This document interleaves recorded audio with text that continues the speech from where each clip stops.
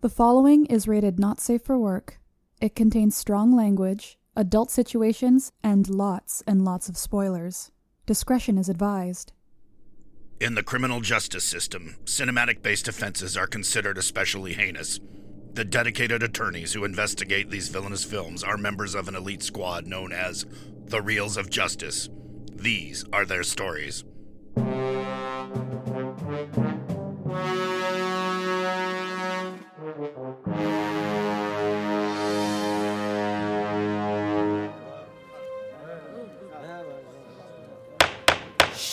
Order, please, order! The Reels of Justice is now in session. Judge Big Ben Haslar is presiding. All rise for the Honorable Judge Haslar.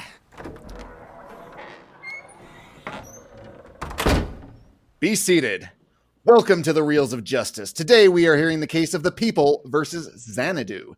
Xanadu is a 1980 musical about a struggling artist who becomes inspired to convert a dilapidated auditorium into a roller rink / nightclub when he meets the love of his life, one of the 9 muses.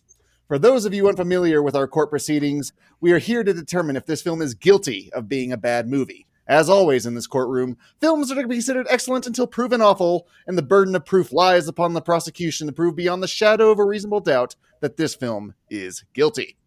Mr. Rockin' and a roller skating Ryan Luis Rodriguez, you are appearing on behalf of the prosecution. Yes. You may begin your opening statement. They say you always hurt the ones you love, and today I enter the court under some degree of duress. For I love Xanadu with all my heart, and I take no pleasure in assassinating this charming cult phenomenon's character.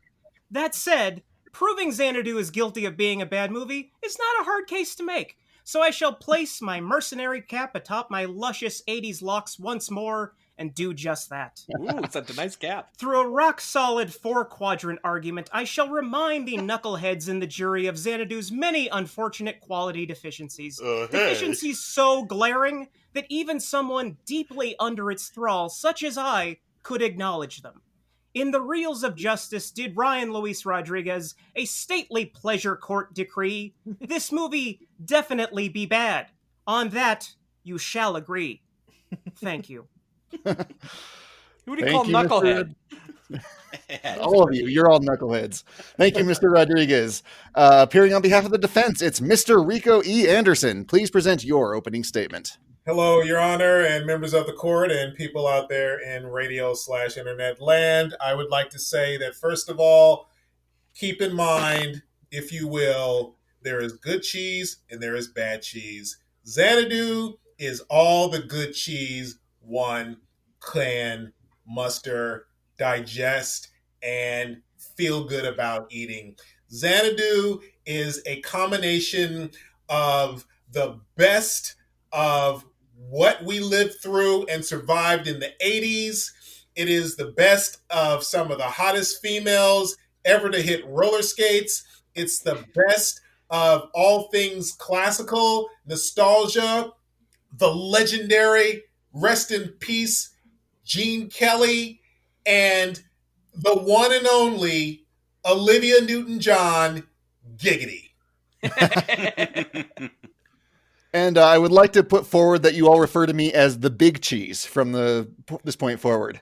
I'm not Mr. Rodriguez, you may, are you the good cheese or the bad cheese? That's my question. I am the big cheese. And this is the good cheese. Okay. Or the bad cheese. And who moved you? Being the cheese. I rotate. Hey, Maynard, when you edit this, cut the cheese. Oh. Hopefully you don't churn. All right, order in the court. Enough cheese jokes. Thank you. Mr. Rodriguez, your first exhibit, please. My first exhibit is actually a question that I shall pose to my esteemed colleague. Who is this movie for? It's a practically postmodern mashup of archaic 1940s musicals with a garish 1980s aesthetic, although the movie was made in 1979, so it's an aesthetic that hasn't even officially taken hold yet. It's a blend of Greek mythology and MTV, the debut of which was also still a year away. It's so strange and incongruous that it's not chocolate and peanut butter, it's popcorn and Junior Mints. Now, I happen to like popcorn and Junior Mints, but I'm a weirdo. This is a movie so strange, it only works if one is tuned into a particular oddball frequency, and even then, the frequency is often drowned out by static. Please, Explain to me, who is this for? Counselor? Is that me? Yep. Yes. Yes. Yes. I've been called many names, trust me. So I will say that this movie is for the type of person who's not afraid to let their feelings show. This movie introduced us to the 80s before it was even the 80s. This movie was ahead of its time. 1 year before we had what we now have, or had, being the 80s. And once again, we had Olivia Newton-John, giggity. Now, that I answer your don't. question? I don't know if you intended it, but accusing this movie of bringing us the 80s before it was the 80s is kind of an indictment. It almost continued to be the 70s if it wasn't for this movie. But you had listen, you had the special effects of what the 80s introduced to us. And you saw it in music videos. I mean, MTV. This could have been an MTV movie, and we would have totally bought it. It just has all those elements right there. Think about it. Plus, you're adding a legend like the legendary Gene Kelly to really help bring. Keep in mind, this movie was made at a time when people were still really into like the old school of like musicals and things that really made you feel good, and it was a perfect combination of both. You had the perfect combination, which is why you had a couple of wonderful duets between Gene Kelly and Olivia Newton-John. I mean, they were just giggity. They were perfect. What do you call it when you combine two to amalgam? What do you call it? Amalgamation? Synergy.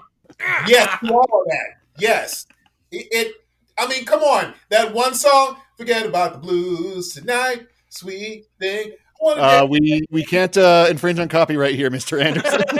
Oh, okay. Well, that song. Well, I think I was in the small amount that you could sing before, like, you know. Yeah, we're good. We're good.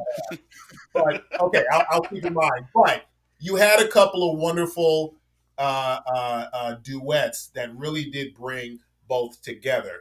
You haven't really seen it in that context, so y'all need to back up off of. There's only one And by y'all, prosecutor here. Mr. Rodriguez, do you have a rebuttal? Enemies on all sides. Not to that particular point, so I shall move on to my next argument. Although Olivia Newton-John, as you stipulated, giggity, is top billed and is revelatory in a way that made me a convert, she's not the main character. No, unfortunately, the protagonist is Michael Beck, a black hole of charisma.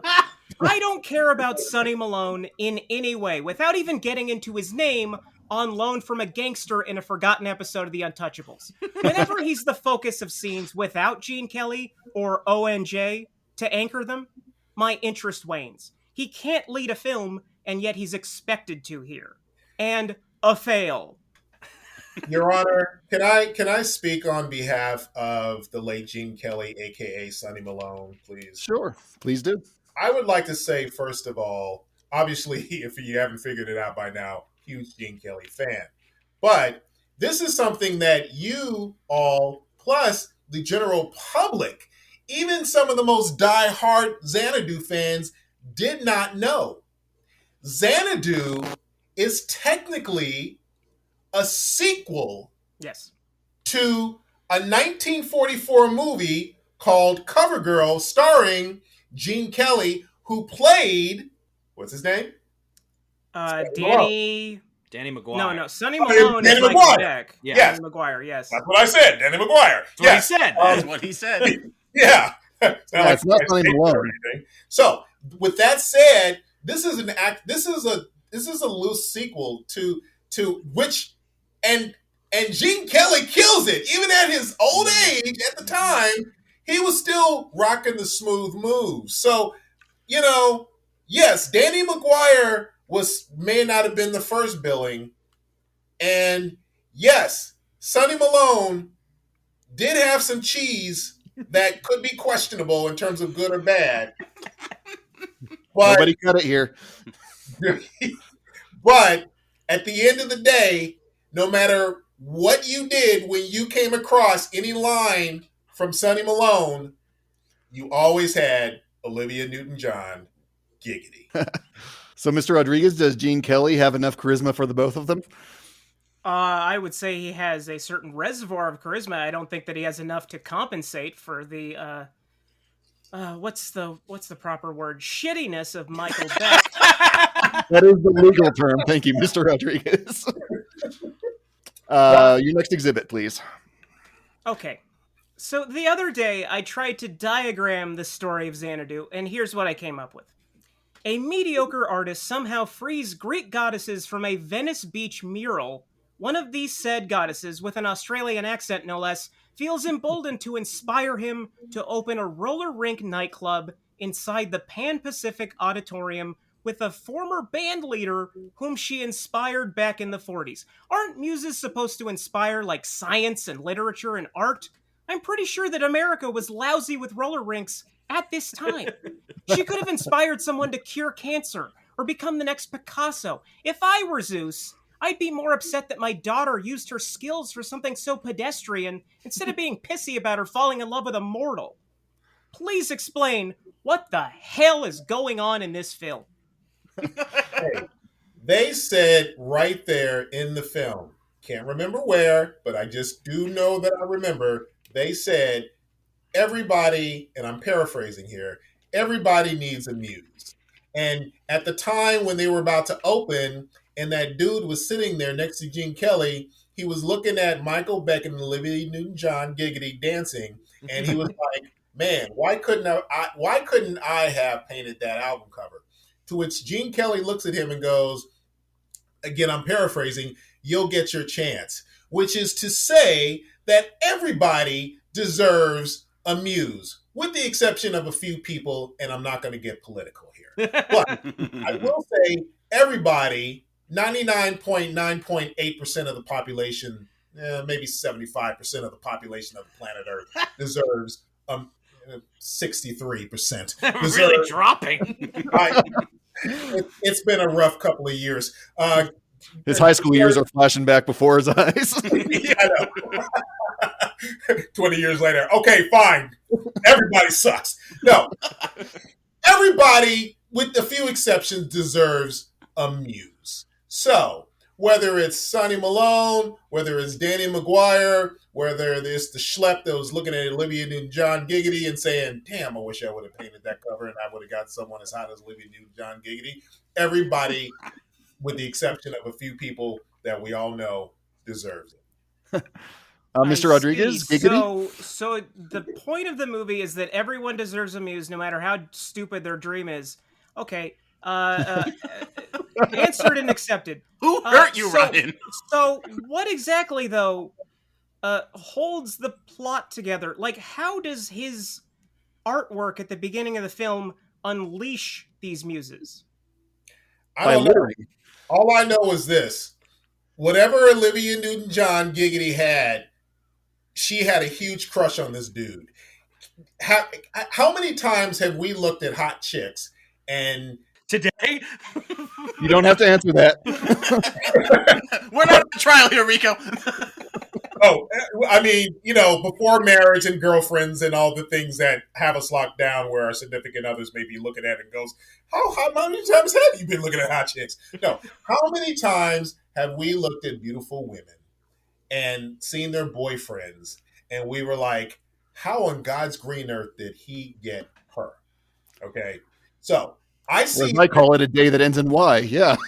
See? I'm usually that boyfriend. Okay, well, see, I'm telling you, it's one of the I don't know, it's one of the mysteries of women, and I say that respectfully, but it's one of those things. She fell for him. She had a thing for him. Come on. She was about to go up to Zeus heaven or wherever, Xanadu heaven or whatever the hell those muses were going.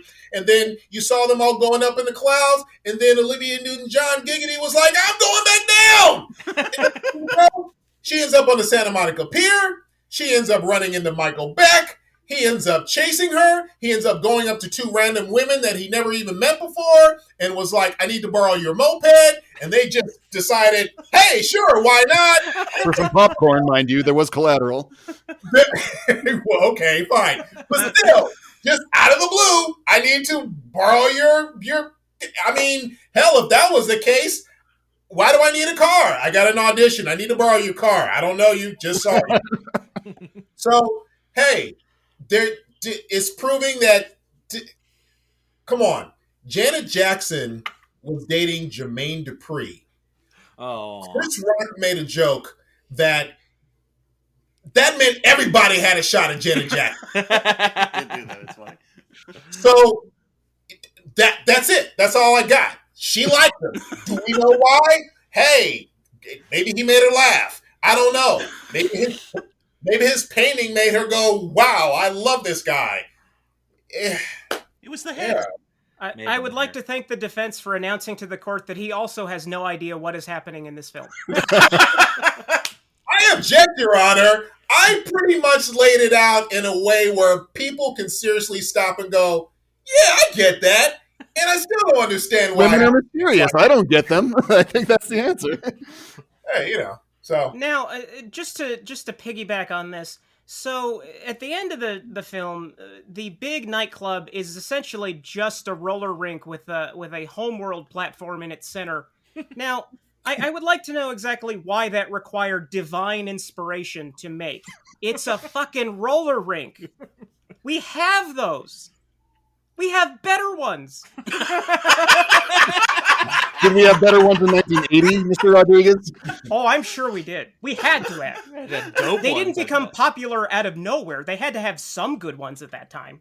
But keep in mind, we only saw half the roller rink. We didn't see what the other half was rocking. Right, that's true. We didn't see the bar. Yeah, see? It's a very large kitchen. That's what I'm trying to teach you. So there's also, because remember, that was kind of like the disco side of the roller rink. We didn't see the Danny Maguire 50s, you know, with the music and well, we kind of saw it, but you know, yeah, the circus tent, the atrium, the Playboy Mansion, all that stuff. All that stuff. You know, Hef was there. I mean, okay, I will say this. I thought it was weird when he talked to the when Danny Maguire talked to the press, and he was like, "Yeah, nah, it's not going to be press or anything like that. Just people." I'm like, "Yo, you're opening up something in Los Angeles. You got to invite the stars. You got to invite the paparazzi. You got to make it a big deal. Why? Because you want people to know that you exist, and you want people to come there. But I'm willing to forgive that because, again, the muse told him not to do it. The muse knows. The muse knows, like the nose does.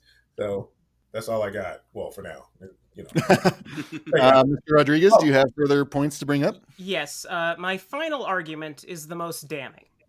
Xanadu has no aptitude for the basic elements required for a quality musical, besides the music that is brilliant. I adore cinematographer Victor Kemper. He shot some of my favorite films of all time, like Pee-wee's Big Adventure, Magic, The Jerk, Tommy Boy, American Pie Presents Bandcamp, etc. But he doesn't know musicals. Frequently, Gene Kelly is shot from the knees up. Gene Kelly! The man who always hemmed his pant legs. This man always hemmed his pant legs above his ankles so the viewer could focus on his feet. That was smart. In the climactic roller rink dance number, it is frequently unclear who is supposed to be the focus of any given shot, or what the proper rhythm is, so it feels disorganized, like some of the skaters aren't trained dancers, and I know they all were. And Kenny Ortega is the choreographer, so I know for certain that this is the fault of someone with no eye for dance behind the camera. Good musicals are impressive and iconic because they require the confluence of specific talents in all these departments, and it's not easy to do. Evidenced by Xanadu. I would like to say that one can only work with what one is presented with. you are given usually carte blanche to bring your own flavor, to do what you can to improve upon what is put down on paper. Be that as it may, I will say that where Xanadu does suffer is the script as a whole. But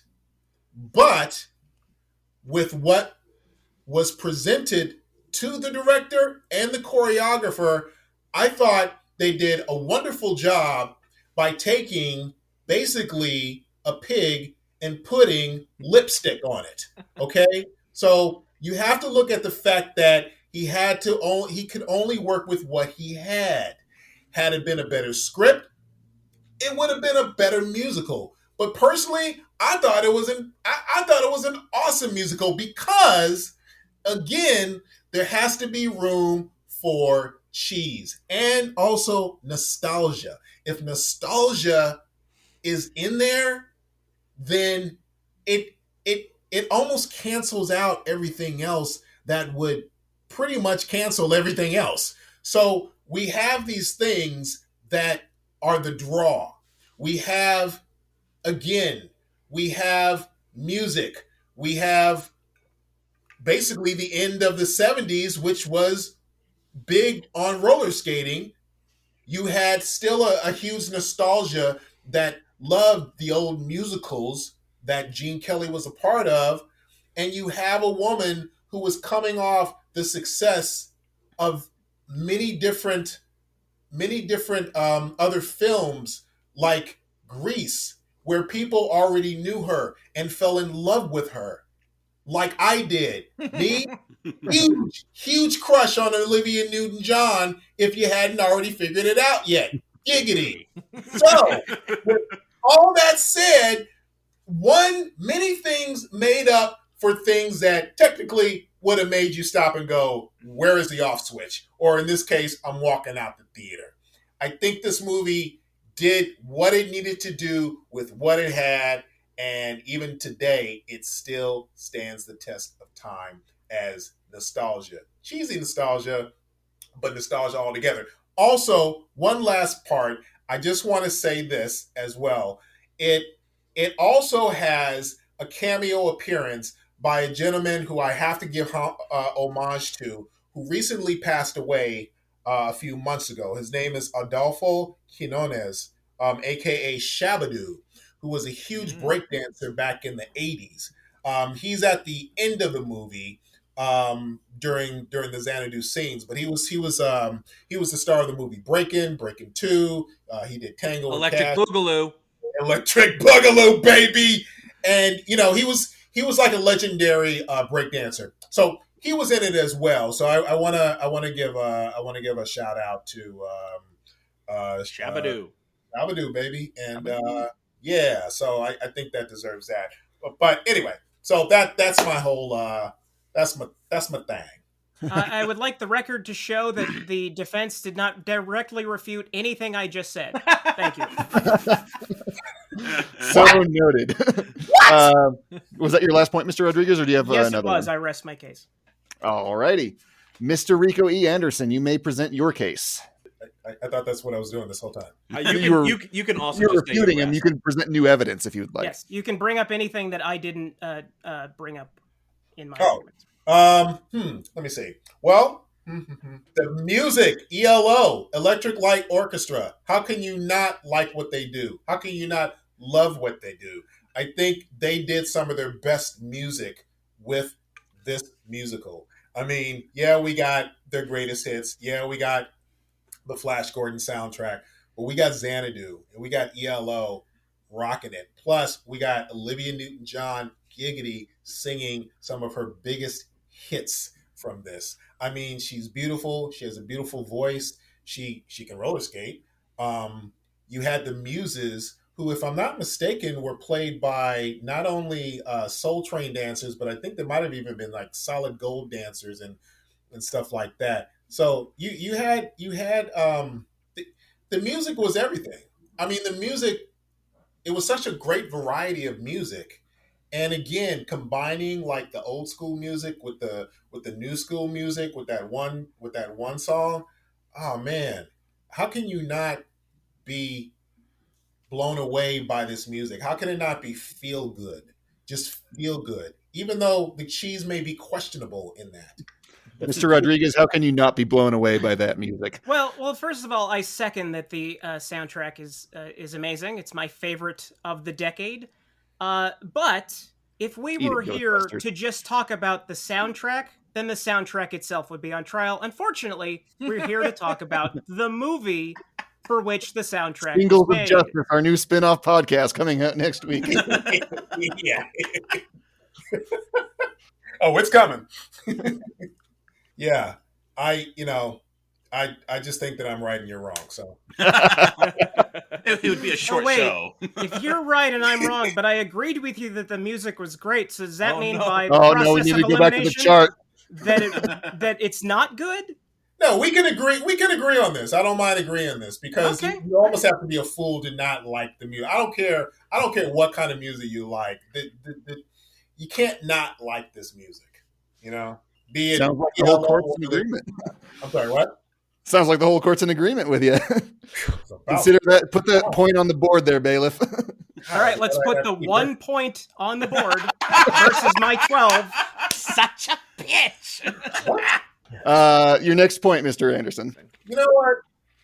I'm going to go ahead and rest. I think myself, the music in the movie speaks for itself, and of course, Olivia. And Olivia Newton-John, of course, giggity. Giga T, yes. Very well. Mr. Rodriguez, you may present your closing statement. A theater where nobody dared to go. The disinterest that we came to know. They call it Xanadu. The flop that came through decades, not millions of years, that lived on through the audience's tears. And now, open your eyes and see what we have argued is real. We are in the Reels of Justice.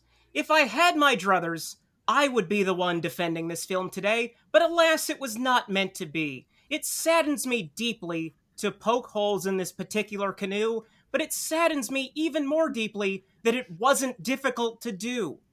For while my heart will certainly go on, to quote Celine Dion, the ONJ of Quebec, it is clear that Xanadu is guilty. And even if it weren't, I have a surprise for this court. I am actually one of the 9 muses of Olympus, and I've used my feminine wiles to magically inspire you to vote guilty. Shazam or whatever. Case closed. Wow, surprise twist ending I did not see coming. Very moving, Mr. Rodriguez, or Mrs. Rodriguez. Thank you. Mr. Anderson, your closing statement, please.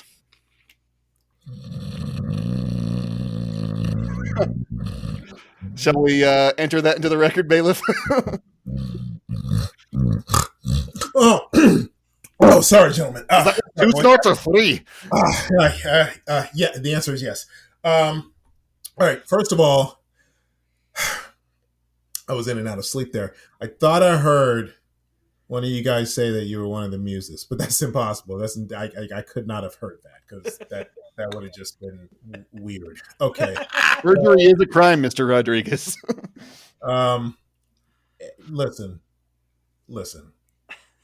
I think at the end of the day, Olivia Newton-John, giggity. I rest my case, Your Honor. Wait. Giggity? Giggity. Oh, right. All right. Thank you both. Well, members of the jury, Mr. Big Ben Haslar, Mr. Robb Maynard, and Mr. Little Dilly Schlender. You have all heard the facts considering this case. It is now up to you to determine if this film is guilty of being a bad movie. The bailiff will escort you to the deliberation room to render your verdict. Surprised you did not mention the side effects of Xanadu. Drowsiness, dizziness, and a change in sex drive may occur. All right. Very interesting case. Very impassioned arguments from both sides. This is a very tough one because the music is really good, but the movie, like on paper, like nothing works. What do you think, Maynard? To me, the biggest hole in this movie is Michael Beck. Swan from the Warriors, which the Warriors was so good I just didn't even notice he was bad. But in this one, you can't hide it. You can't, no.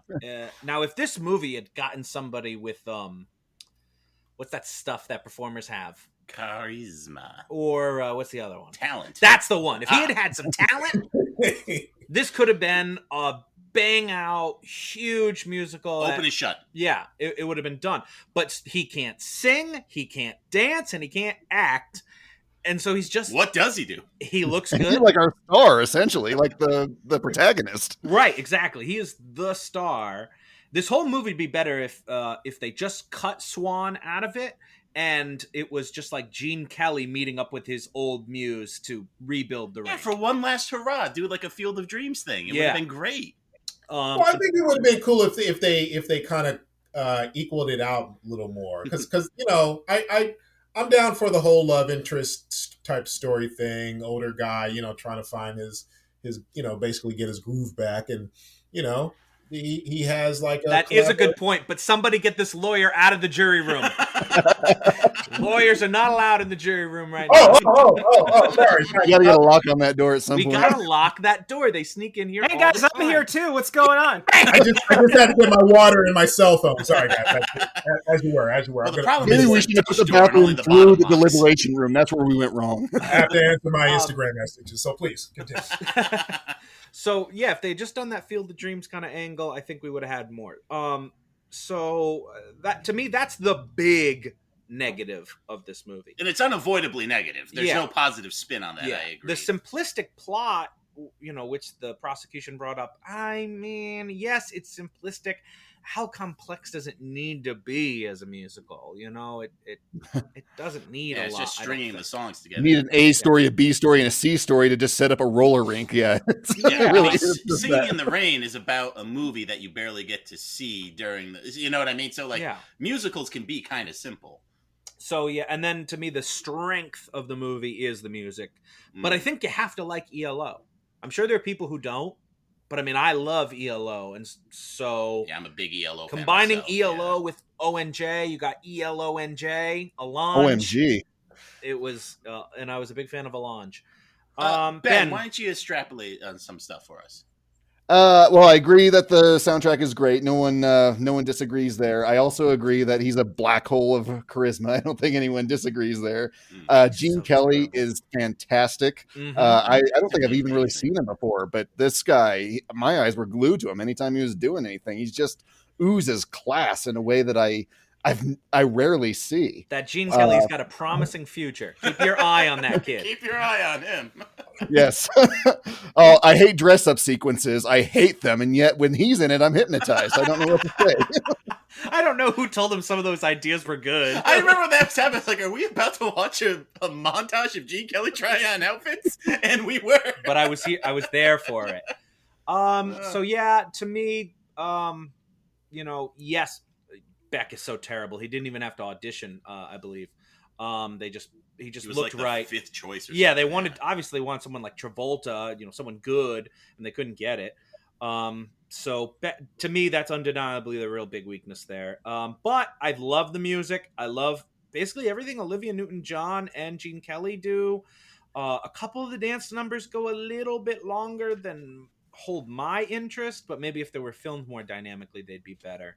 That was an interesting point Ryan brought up. Not very good cinematography for a musical. Yeah. But very interesting set pieces all the same. Great set pieces. I mean, I don't know how many times, I mean, they were trying to, how many times have they ever done a musical of people like roller skating and trying to film that too? I mean, that had to be uncharted territory. Probably. Gene Kelly did it himself, actually. He had a selfie stick. Get that lawyer out of here! So I'm just going to go on record, and I'm going to say not guilty. I love ELO. The ELO soundtrack, great. Big Ben Haslar. Well, I do have one question that maybe you guys can answer for me. I thought this dude wanted to paint. So why is his muse inspiring him to create a roller rink? I didn't quite get that connection. Well, what I took is it not so much that he wanted to paint, he just wanted to do something. Yeah, he wanted something that was his own. That's what my interpretation was. Like, he was tired of painting other people's stuff. So he goes in half with a different guy? Yeah, but with more creative control, I guess. I don't know. It seemed like Gene Kelly was calling all the shots. It did. You know, it's like Like, Mr. Kelly, we were You able roll to get, out. You roll out here with your girlfriend. I got this covered. yeah, we were able to get the really tall gangsters, and we were able to get the juggling mimes. We couldn't get the one-armed ballerinas. Oh, what? Shut it down. Shut it down. That is one thing that's weird about the ending. It's like everyone there seems to be an employee because they all know the dance steps. I know, it's like a lawsuit waiting to happen if those are customers that are like jumping over people. Like, jumping around. And they're going through the bowling pin juggling. We're like, oh, that's not safe. That's not safe. It's an OSHA violation for sure. So Yeah, but Ben, what do you such think as it then? is, that is a good point. It is a weakness because the Beck character is just weak in general, though. But I think it was more so about him owning something and doing something on his own that was his, even though it was 50-50, like you said. So with Something that was half his. Got it. That's the best Such answer a I got loser. for you. So Ben, All right.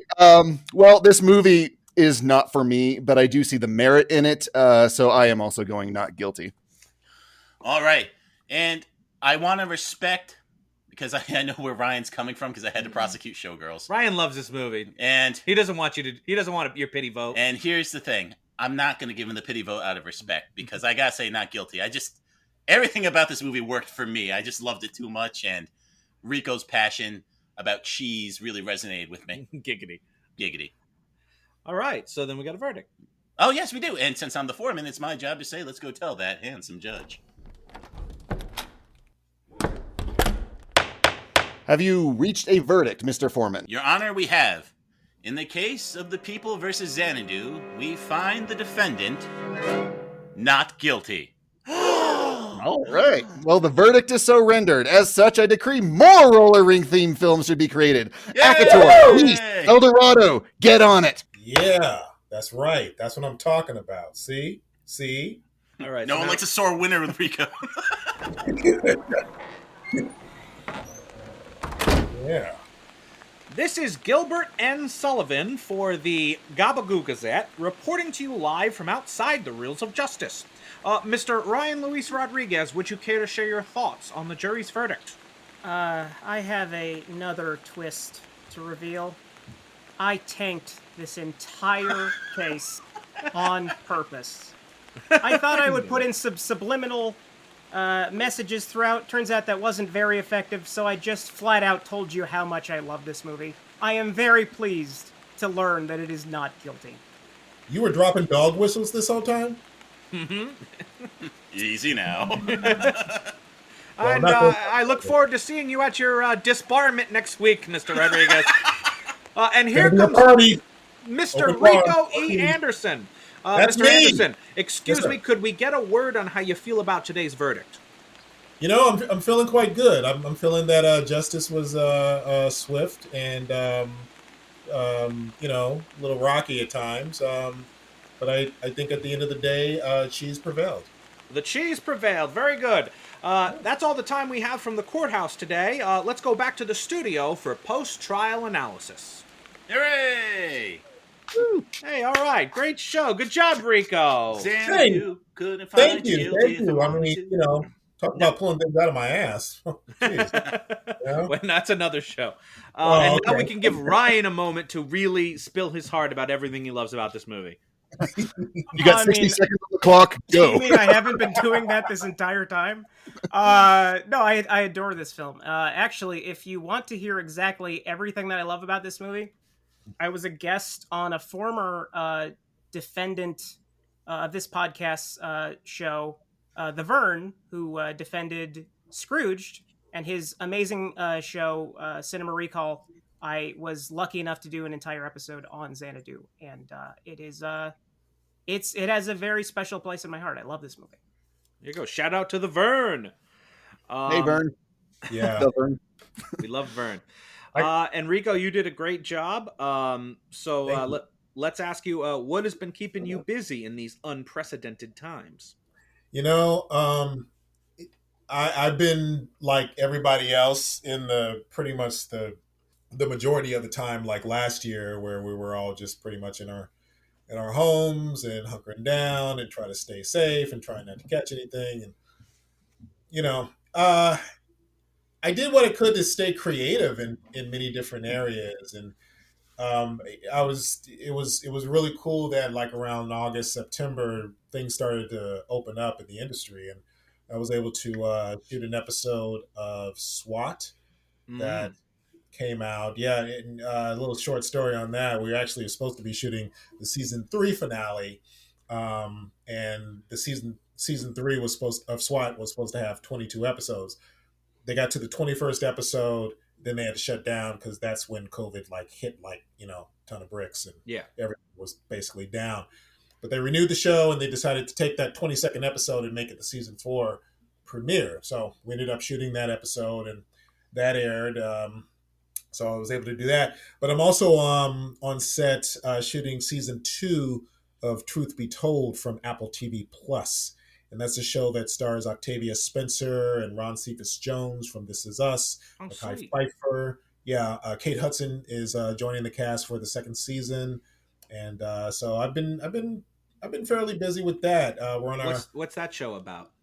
So Octavia Spencer plays a podcaster, who came across some information about this character in the first season, played by Aaron Paul from Breaking Bad, and her information led to him being convicted.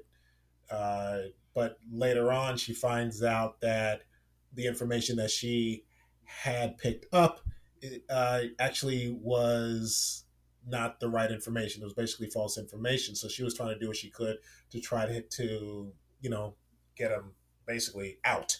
But there's a twist that comes in with it, and so it's a bit of a whodunit, and it affects everyone in his family, her family, and the mystery ensues. That sounds cool. So how exciting was it to work with National Treasure Octavia Spencer? That's awesome. It was great, man. It was great. It was. I tell you, that whole cast is a who's who in the industry, and Octavia Spencer just puts a great icing on the cake. She's a very fun, giving, very very serious and very dedicated actress. It's an honor to be able to say that I've shared the call sheet with her. I've shared the IMDb page with her. I've shared scenes with her. I play Herbie on the show. I run the bar called The Knock, and it's a biker bar, in Oakland, California. So it's great. It's great. It's been a lot of fun, and we're coming back in the age of COVID and all things that if we're going to do things like this, we have to take the precautions that are needed. So we've been back in that, and I've been tested for COVID numerous times. I can't even count I could, if you asked me the number and you had a gun to my head, you would have to pull the trigger. They shoved the thing all the way in your nose? No. So here's the funny thing. Well, not you funny. got one of the anal ones? Yeah, exactly. I had to fly all the way over to China. That's not funny. Don't you feel a little bad now, Maynard? No, I think in China that's what they're doing. They're doing the yeah, they are. No. Yeah, Ben's tapped into that. Yeah. No, when I got on the set of S.W.A.T, they actually got past the tickle the brain test. So what they did was they go basically halfway up your nose, and you still feel it because even if you're picking your nose, you don't go that far up. So you're still feeling a little bit of uncomfortableness, but there's that. Plus, there's also the mouth swab where you have to take this really long Q-tip and swab the left side 5 times, the right side 5 times, in the back of your throat 5 times, put it in a test tube, and it's like a drive-through. So you go in there, you do that, and that's it. And you do that we were doing like 3 times before we even get on set. Then we get on set and we have to take the test. And this is before we even go into hair and makeup. We take the test, then we got to go into our trailer, or in the case of the background, they go into their holding area. You got to chill there for 90 minutes. During those 90 minutes, that's when they're, basically seeing who's, if everybody's cool. And then that's when you go into hair and makeup, and then you go into on set. And everybody has to wear their masks except for the actors. And but they're very strict even on that. We do the scene with the masks off. As soon as we're done, masks back on. We got COVID, people there. making sure things are wiped down and all that kind of stuff. So it's very safe. Hell, it's safer there than going into a Walgreens. Oh to be yeah, honest. absolutely. Yeah. So it's cool. I'm glad to be back. I'm glad that I feel safe doing it. I'm very blessed to be able to have this job and to work and just, be able to do what I do. So. Heck yeah. No, Yeah, I'm man. glad you're back out there getting it done. Now, I know you also have your own show on YouTube with a friend of ours, Sasha. Yes. The lightning hour. So so when we do, No, that's not lightning. well, when we do our next promo, we'll have you guys come up and do that. Zap. We work for scale, by the way. Ah, crap. All right, I'll send over the SAC forms. Yeah. And the anal COVID test. Yes, I know it's voiceover. But hey, I got a few of my own. Don't worry. You can never be too careful. You can never be too careful. You never know. So yeah, we actually shot 2 seasons throughout the course of last year. We started this thing in like April, and we were like banging out 2 shows a week. I mean, what else were we going to do? There was nothing else happening. So yeah, we did our first season. We jumped right into the second season. We've interviewed some amazing guests. Lynn Shay from the Insidious series, who I starred in the horror movie within the movie Get Gone. Mm-hmm. We had Sheldon Reynolds of Earth, Wind, and Fire. We had Gloria Garayua from Netflix. We had Isaiah Russell Bailey and his mother Brittany Russell from the Netflix Robert Rodriguez movie We Can Be Heroes. I mean, we've had a lot of really great, inspiring people in the industry who are doing big things, and just being we try to get very inspirational people and people who are doing their thing and who have a story to tell. And it's been great. It's been great working with both Sasha and Rochelle Henry, who is our other co-host. Yeah, no, very cool. And obviously we'll be invited on soon. So we look forward to our I was going to say I'm not inspirational, so that means we're out. You guys passed the test, and you know what test I'm talking about. We'll talk. No. Giggity. But all that's cool. Now, we always ask our guests for a recommendation of a movie that you think our listeners should check out. So what is a movie that you've seen recently, or just one of your favorites that you think our listeners should give a viewing? I'm gonna go back to my tribute to Mr. Shabadoo, and I'm gonna suggest that you guys review Breaking or Breaking 2 Electric Boogaloo. It is a fun, nostalgic film that, when you take away what some may say is a cheese factor in it, you learn a lot about the history of a portion of dance that I would say doesn't get as much credit as other forms of dance, but did in the 80s and the 90s. So I'm not saying that it hasn't, but it's not. At this day and age, it kind of comes off as more as a fad as over anything else, and it's breakdancing. And breakdancing is a huge form of dance that a lot of people became very successful off of.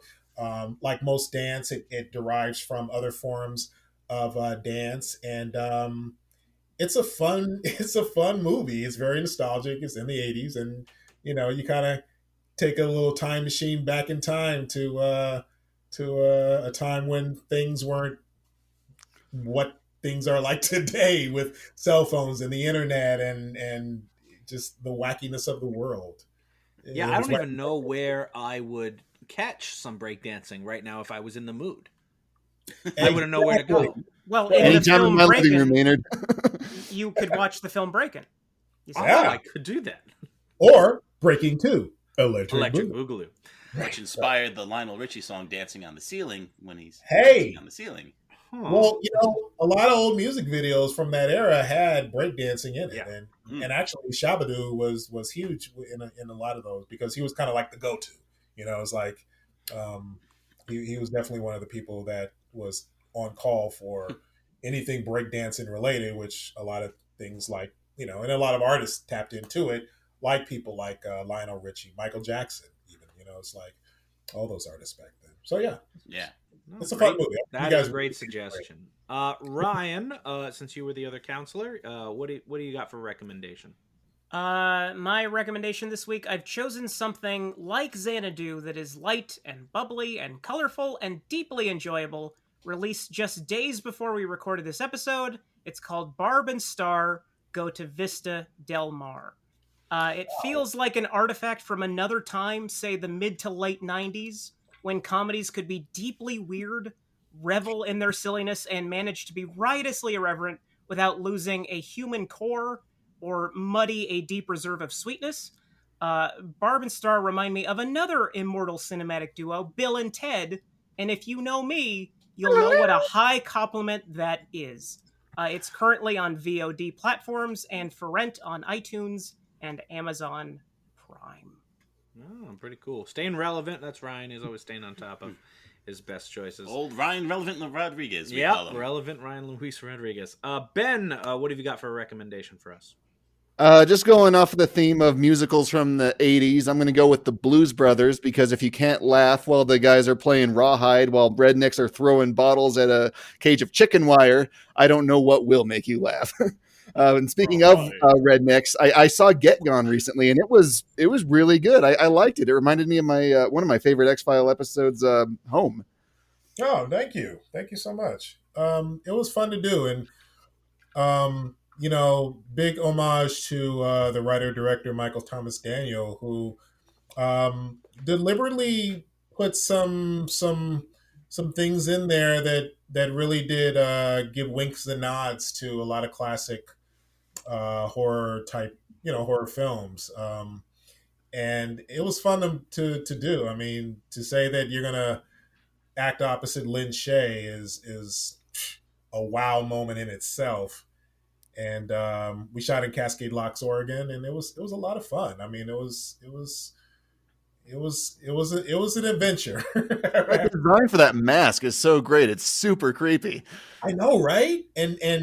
And Bailey Coppola. Now the you got two of the Coppola boys. You got Bailey Coppola, who is Nicolas Cage's nephew, and then you have Weston Cage Coppola, who is his son, who were both in the movie, and they were a joy to work with, man. They just you definitely saw their father, and in the case of Bailey, uncle coming out in them, and they told some really funny stories, and it was a blast on set. It was 3 weeks of none but fun and a lot of all-nighters. There's Ben's other unofficial recommendation. See, that's how you do it, Ryan. You don't say I got two to recommend. You seamlessly put it together. Exactly. You don't ask for permission. You ask for forgiveness. Always. That's life. Let's see. So for my recommendation, since we've been talking about musical films, I feel like I have to recommend my favorite musical film, and that's 1975's The Rocky Horror Picture Show. It blends elements of both sci-fi and horror B-movies with, shall we say, unconventional sexual orientation. Toss in a bevy of preternaturally catchy songs and a completely mesmerizing performance by the great Timothy James Curry, and you have a recipe for success. And obviously, it's no wonder this thing has achieved cult status. And if you've ever get the opportunity to go to a screening of it live, I highly recommend you take advantage of that. Just don't forget to bring your noisemakers and golden Speedo. Ryan, I know you have a golden Speedo. Yes, but I've never heard of this. You say Rocky Horror Picture Show? Well, we like the deep cuts here. Yeah, Ryan. no kidding. We like the obscure references. It's like pig Latin. Let me pull up my Laserdisc and watch it. You probably do have it on Laserdisc. Yeah, I kind of do. All right, I actually do have two recommendations, so get bent, Ben. If you want to learn more about Xanadu, tune in to Cinema Recalls Season 4, Episode 15, featuring my favorite amateur cultural historian, Ryan Luis Rodriguez, where he talks about Xanadu. And the most interesting fact I learned about it that we didn't talk about on this show was that Don Bluth did the animation bit. I can't believe you didn't mention that yet. Yeah, but Don Bluth did the animation bit in Xanadu. That was right before Secret of Nim. And that's why I'm not going to recommend Secret of Nim, but I will recommend Titan A.E., directed by Don Bluth, which came out in the year 2000. It is an amazing movie about the remnant of humanity trying to find this giant spaceship that can literally create another world and evil aliens trying to stop them. Fantastic movie. Damn those evil aliens. Animated Matt Damon butt, too. Absolutely. Ugh, I don't know if that's a pro. And Drew Barrymore is in it. And Her butt is animated? A little bit, yes. And he too was there. He's wearing animated pants, but yes. Well, there's a shower scene, and but it's still a kid-friendly movie. Watch it with your kids. I don't have any kids. So. Cover their eyes with a butt. What looks like, son? I'll watch it with your kids. They'll love it. Yeah, great. Your butt will grow in someday, son, but that's what it'll look like. Hey, when you're animated and they focus on your butt, that you're forever immortal. Your ass is basically forever immortal. There you go. And he modeled for 6 years for that scene. It's crazy the dedication he showed. Oh man! Yeah, he looks great. Unbelievable. And with that, we are all out of show. But we do want to thank our guest, Rico E. Anderson, for stopping by at the court. Thank you so much, Rico. Thank you, Thank Rico. you so much. Yeah. And if you guys haven't figured it out by now, huge crush on Olivia Newton-John. I thought This I could comes tell out of that. nowhere. What? I know. Sorry. You are a master of subtlety. Yes. My mind is blown. Yeah, I mean, you're definitely hiding that. Hopefully, we'll have you back again sometime soon too, and to put another movie on. I'd love to. I had a great time. Thank you so much. You guys are awesome. And we hope everyone else will join us again too, as the reels of justice keep turning. Count it. Later. Woo! Please follow us on Twitter at Reels of Justice, Instagram Reels of Justice, and Facebook.com/Reels of Justice.